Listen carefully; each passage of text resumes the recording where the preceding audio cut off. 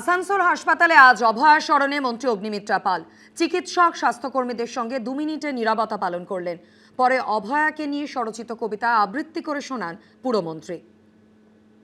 আমি অভয়ার স্মৃতিতে একটা কবিতা লিখেছি, সেটা আপনাদের সামনে একটু তুলে ধরতে চাই।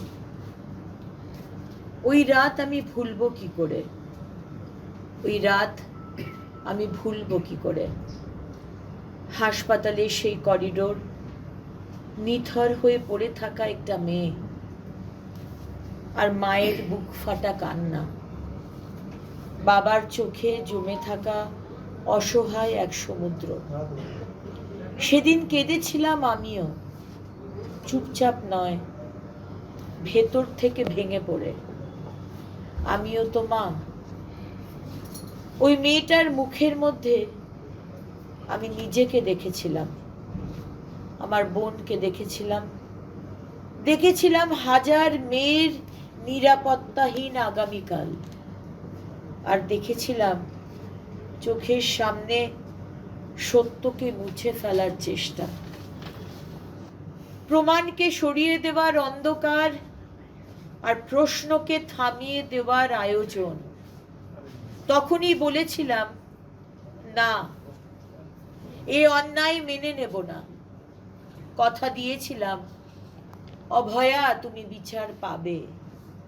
আমরা জানতে চাই কারা ছিল সেদিন, কারা দেখেছিল, কারা জানতো, কারা চুপ ছিল।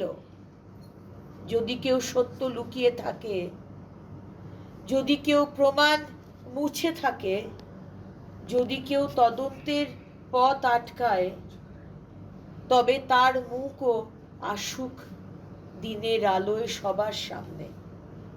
অভয়া শুধু একটি নাম নয়, অভয়া আমাদের ঘরের মেয়ে, অভয়া আমার বোন, অভয়া আমার সন্তান।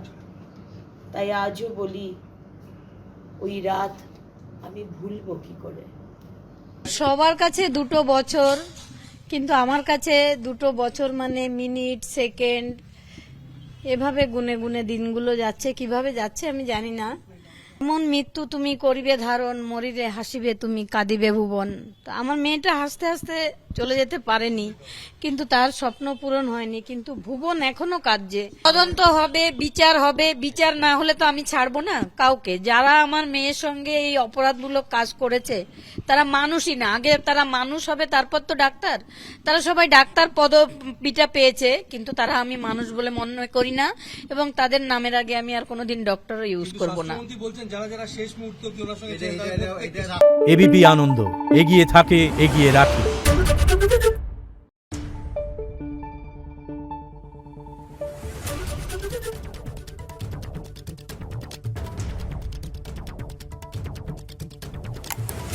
Thank you.